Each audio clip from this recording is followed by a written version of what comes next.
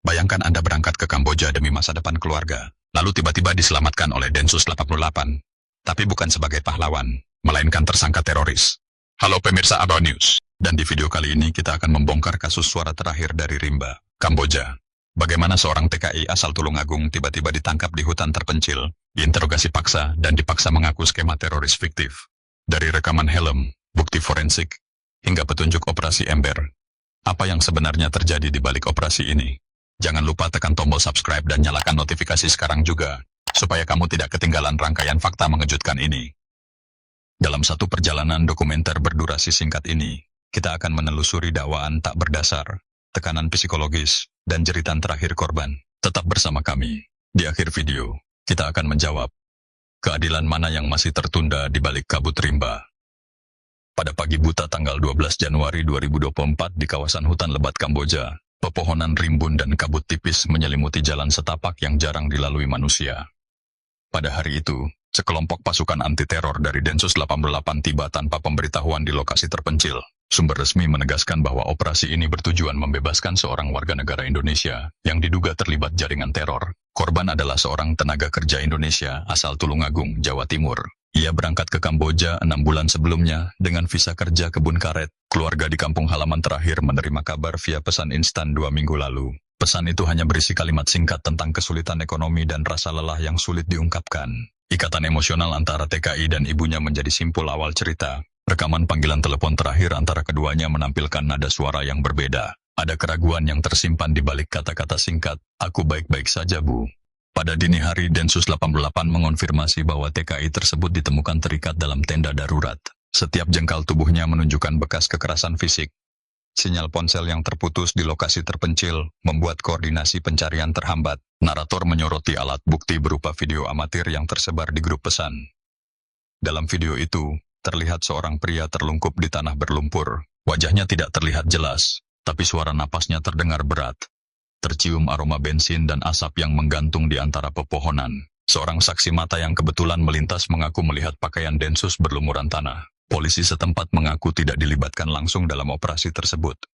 Ketidakjelasan yurisdiksi menjadi hal pertama yang dipertanyakan. Saat tenda didobrak, TKI itu tampak pucat dan gemetar. Matanya merah dan dipenuhi rasa takut yang mendalam. Rekaman kamera helm petugas menunjukkan tangan sang korban terkekang dengan pita hitam. Detik demi detik video tersebut memicu reaksi para ahli forensik internasional. Mereka mencatat pola luka memar di pergelangan tangan dan betis yang mengindikasikan teknik pemborgolan kasar. Analisis suara menentukan bahwa korban mengeluarkan suara teredam selama interogasi. Intonasi suaranya naik turun, menandakan tekanan psikologis ekstrem. Narator menegaskan bahwa saksi lain menyebut kata pengkhianat terdengar berulang. Tuduhan terorisme yang dilekatkan kepadanya tetap tanpa bukti konkret. Paspor korban diperlihatkan dengan cap imigrasi yang telah dihapus. Naskah pemeriksaan awal tidak pernah diterbitkan ke publik. Pihak keluarga hanya menerima notifikasi singkat melalui kedutaan. Tidak ada akses ke pengacara selama 48 jam pertama. Buku harian korban yang sempat diselundupkan ke penjaga tiba-tiba hilang. Potongan kertas dengan coretan, "Aku tidak bersalah," ditemukan tercecar di dekat tenda. Tim advokasi HAM mulai menuntut kejelasan kasus. Video wawancara rahasia yang bocor mencuri perhatian media internasional. Di balik layar, kilas balik ke masa kecil korban di Tulungagung menambah lapisan emosional. Ia tumbuh di keluarga petani yang miskin, terbiasa menanggung beban ekonomi. Pekerjaan di luar negeri diambil demi membayar biaya pengobatan kakaknya. Jeritan terakhirnya terekam dalam audio berdurasi 3 menit. Audio tersebut menunjukkan suara terputus sebelum kalimat "Tolong Bu" semakin parau, seolah menahan tangis yang terpendam. Pada 13 Januari 2004, tim investigator gabungan dari Mabes Polri dan Densus 88 tiba di Phnom Penh untuk menggali kebenaran di balik penangkapan misterius itu. Mereka disambut oleh Letnan Yan Soka dari Kepolisian Kerajaan Kamboja di kantor distrik Sen Monorom, pagi hari pukul ke-9 barang. Berkas penangkapan awal yang diserahkan oleh Densus 88 hanya terdiri dari 2 lembar laporan ringkas tanpa cap Kejaksaan Agung. Investigator menemukan tanda-tanda bahwa bukti utama berupa flash drive berisi rekaman pengakuan korban sudah pernah dibuka sebelum diserahkan. Forensik digital kemudian melakukan analisis metadata dan mendapati file itu sudah diunduh sebanyak 17 kali oleh IP address tak dikenal. Di Phnom Penh Lab Forensik Nasional, sampel cairan tubuh korban yang tersisa di pita pemborgolan diuji untuk mendeteksi obat bius. Hasil sementara menunjukkan adanya jejak benzodiazepin dalam konsentrasi tinggi, menduga penggunaan zat penenang secara paksa. Narator menyoroti bagaimana tekanan kimiawi menimbulkan ketidakmampuan fisik dan mental korban untuk melawan. Pada 15 Januari, tim forensik juga menyita potongan kain tenda yang terduga berasal dari barang bukti utama. Mereka menemukan serat asing yang kemudian dianalisis di laboratorium serat tekstil Lewandowski di Kuala Lumpur. Uji perbandingan serat mengindikasikan kain itu mirip dengan brand militer non-standar yang hanya digunakan oleh operasi rahasia. Penyelidikan menelusuri rekam jejak impor barang di pasar gelap Asia Tenggara. Narator mengungkap bahwa jaringan pasokan tenda tersebut dipantau oleh Direktorat Ekspor Kamboja hingga Desember 2023. Tim penyidik kemudian mencatat sebuah anomali. Daftar kontak Densus 88 korban tidak pernah diperiksa. Penyidik forensik suara di Jakarta mulai membandingkan wawancara rahasia dengan suara yang tertangkap di rekaman pasar gelap. Analisis spektral mengungkap adanya potongan audio yang diedit untuk memasang nada ancaman palsu. Bukti ini menimbulkan pertanyaan baru tentang keaslian pengakuan korban. Pada 16 Januari pukul 14.30 waktu setempat, penyidik melayangkan permintaan resmi ke Kedutaan Besar RI di Phnom Penh. Mereka meminta akses ke saksi mata lokal yang melihat operasi penyelamatan di malam gelap. Seorang petani setempat bernama Somsok mengaku melihat 3 pria berseragam tidak resmi membawa korban keluar dari hutan. Nama panggilannya Prasetyo dan Rinaldi, dikabarkan muncul di daftar panggilan internal Densus 88. Tetapi Densus bersikeras bahwa mereka menggunakan kode operasi, bukan nama panggilan nyata. Berkas translasi percakapan bahasa Khmer juga dirahasiakan karena alasan keamanan nasional. Menurut penyelidik, ada jeda 6 jam antara penahanan korban dan laporan resmi ke Kedutaan RI. Jeda ini membuka potensi pelanggaran pasal hak tahanan internasional. Tim advokasi HAM yang dipimpin oleh Arya Wibowo mendapat surat keberatan dari pemerintah Kamboja. Di sudut lain meja penyidik, psikolog forensik Profesor Dr. Siti Nadia menilai kondisi mental korban. Ia menyimpulkan bahwa trauma psikologis korban sesuai dengan tingkat PTSD, Post Traumatic Stress Disorder, pada tahanan penyiksaan. Catatan pemeriksaan psikiatri menyebut korban mengalami disosiasi memori saat rekaman dibuat. Dalam timeline kronologis, pada 17 Januari pukul 10.45, korban menjalani pemeriksaan kesehatan di Rumah Sakit Umum Phnom Penh. Dokumen medis mencatat luka memar di lebih dari 12 titik di tubuhnya. Laporan dokter juga mencatat adanya luka bakar kecil di salah satu pergelangan tangan. Kemungkinan akibat korek api. Kejanggalan lain muncul pada catatan paspor korban yang sudah diedit sebelumnya. Pihak imigrasi Kamboja menyatakan catatan itu diubah atas permintaan tertulis Densus 88. Penyelidik mengikuti jejak surat permohonan yang diterbitkan pada 10 Januari pukul 16.10 waktu setempat. Surat tersebut mengklaim kebutuhan intelijen tinggi sebagai alasan penghapusan cap imigrasi. Keputusan ini menimbulkan tuduhan pelanggaran konvensi PBB tentang hak asasi migran. Narator memperlihatkan grafik alur dokumen yang berbelit-belit. Pada 18 Januari, tim menggelar wawancara ulang dengan 2 anggota Densus 88 di mes Kedutaan RI. Mereka memberikan kesaksian yang saling bertentangan mengenai waktu dan lokasi interogasi. Salah satu petugas menyatakan korban kooperatif setelah 2 jam interogasi.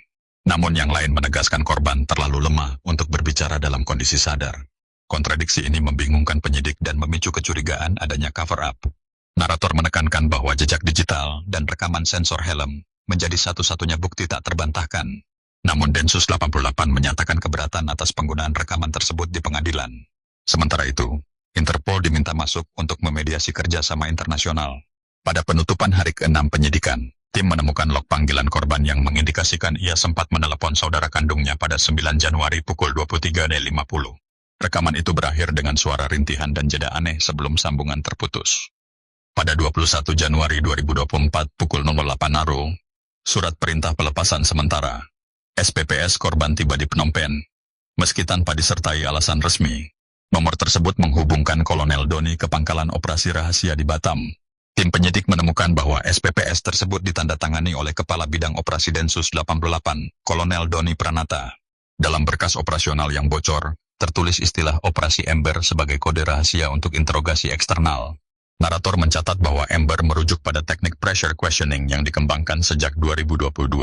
Pada 22 Januari pukul 10.15 waktu Kamboja, tim internasional memeriksa ruangan interogasi bekas tenda.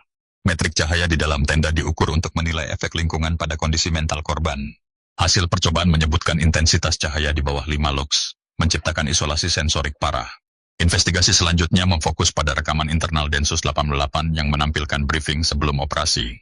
Dalam rekaman tersebut, ditemukan instruksi untuk menekan korban, hingga mengakui skema terorisme fiktif. Instruksi ini dieksekusi pada malam sebelum penahanan resmi tercatat. Narator menekankan kejanggalan antara tujuan anti-terorisme dan praktik entrapment. Pada 23 Januari pukul 14 ahli psikologi forensik Profesor Arif Nugroho mempresentasikan profil tersangka agen. Profil itu menyoroti kecenderungan narsistik dan detached affect pada pimpinan tim interogasi. Profesor Arif menilai bahwa pemimpin lapangan mengalami dehumanisasi korban untuk memudahkan penyiksaan. Data biometrik korban sebelum dan sesudah interogasi dibandingkan untuk mengukur stres. Terungkap bahwa tingkat kortisol korban meningkat 450% selama 24 jam terakhir. Dokumen medis rahasia mengonfirmasi korban sempat diracuni benzodiazepin untuk melemahkan ingatan.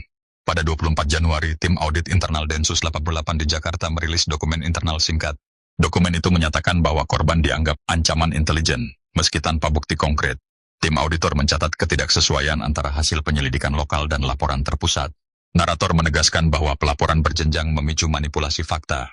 Di sisi hukum, advokat korban, Andini Sutrisno, mengajukan gugatan pra-peradilan ke PN Jakarta Selatan. Pra-peradilan ini menuntut penjelasan operasional di wilayah Kamboja di luar yurisdiksi nasional. Dalam dokumen pengadilan tertulis dugaan pelanggaran pasal 28 Undang-Undang HAM. Sementara itu, keluarga korban menerima surat edaran palsu yang menyebut ia bebas dan kembali bekerja. Surat itu diketahui adalah bentuk taktik disinformasi untuk meredam sorotan media. Pada 25 Januari pukul 9 tiba, redaksi media internasional menerima cuplikan video briefing internal. Video berdurasi 2 menit itu menampilkan permintaan laporan pengakuan paksa dari korban. Media kemudian mengonfirmasi keaslian rekaman lewat forensik audio di London. Transkrip ringkas memperlihatkan perintah untuk menciptakan bukti yang kredibel. Narator menyoroti bahwa bukti palsu justru memperkuat dugaan konspirasi struktural. Dalam analisis jaringan komunikasi, ditemukan nomor sandi rahasia yang digunakan oleh petinggi Densus. Jejak transfer dana operasional juga menelusuri aliran ke rekening bernama fiktif. Analisis forensik keuangan mengindikasikan adanya markup anggaran hingga 300%. Motif finansial menjadi titik balik dalam narasi motivasi agen.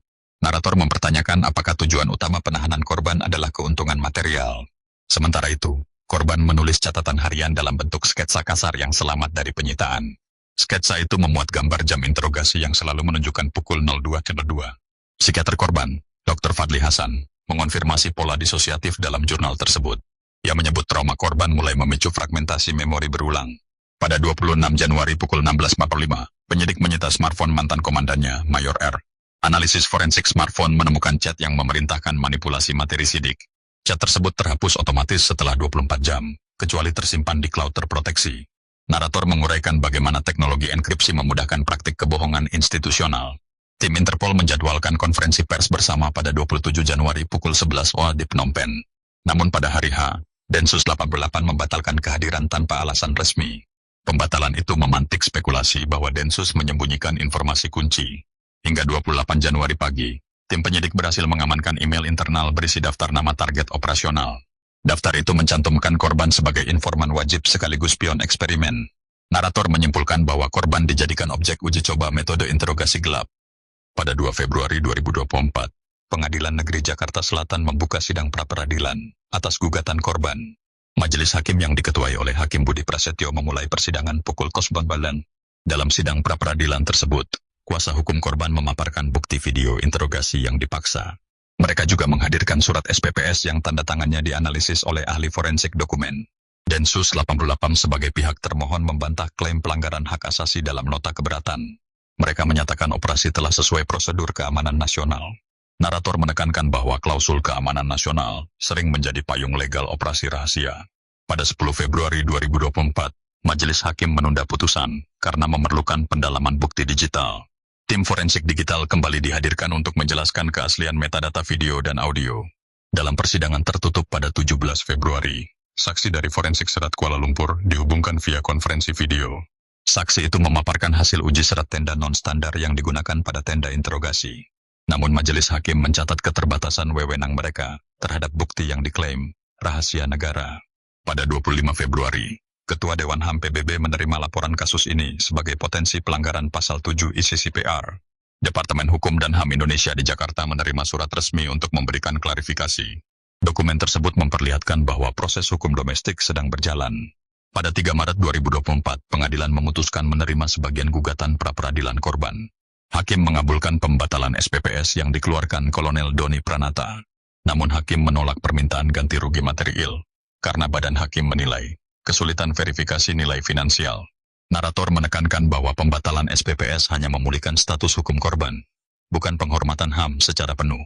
Korban tetap belum mendapat kompensasi atas kerusakan fisik dan psikologis. Di luar ruang sidang, keluarga korban mengungkapkan kekecewaan lewat pernyataan tertulis. Mereka menuntut transparansi penuh operasi Ember, yang masih dilindungi undang-undang rahasia. Pada 15 Maret, Komnas HAM Indonesia membuka penyelidikan independen berdasarkan rekomendasi PBB.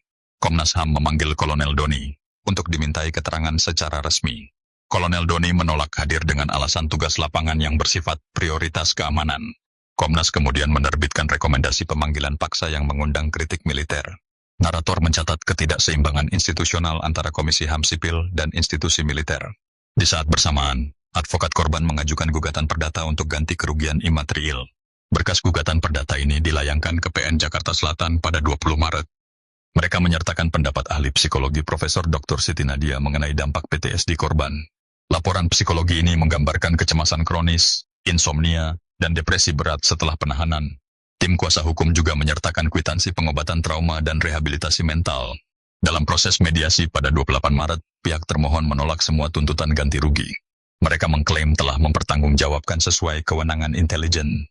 Hakim mediasi akhirnya memutuskan konflik harus dilanjutkan ke persidangan penuh. Narator menggarisbawahi bahwa hingga akhir Maret, belum ada satupun petugas Densus 88 yang diperiksa. Sementara itu, korban menjalani perawatan lanjutan di RS Darmais, Jakarta. Tim medis mencatat bahwa luka fisik sudah sembuh, tetapi luka psikis tetap menghantui. Pada 5 April 2024, Komnas HAM merilis laporan awal yang merekomendasikan pelaporan ke Kejaksaan Agung. Kejaksaan Agung menyatakan akan mengevaluasi bukti dalam 30 hari kerja. Namun publik khawatir proses itu akan berujung, tidak cukup bukti, dan dihentikan. Menjelang 20 April, berbagai LSM internasional menyerukan sanksi terhadap oknum intelijen. Narator menekankan tekanan diplomatik yang semakin meningkat di meja kebijakan luar negeri. Pada 22 April, tepat sebulan setelah laporan Komnas HAM, Kejaksaan Agung membuka penyelidikan. Mereka membentuk tim khusus untuk menangani dugaan penyiksaan dan pemalsuan dokumen. Indikasi awal menunjukkan berkas kasus perdata korban akan dibawa bersamaan ke ranah pidana.